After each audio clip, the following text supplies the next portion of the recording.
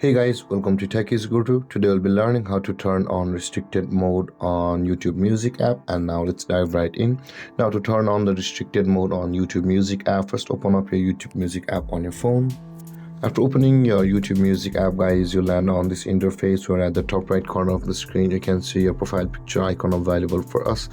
Tap on your profile picture icon at the top right corner of the screen, and this kind of interface will appear where you can see the settings option available for us over here just above the help and feedback. Tap on settings, and when you land over here you can see the second option that says general just below the family center. Tap on the general option, guys, and on the top of the list, guys, you can see the restricted mode available for us. Now in order to turn on the restricted mode, you can see the toggle icon at the right side of that option. Tap on the toggle icon at the right side of restricted mode, and when it turns blue, your restricted mode will be turned on and enabled on the YouTube Music app. And with that being said, guys, this is how to enable or turn on the restricted mode on YouTube Music app.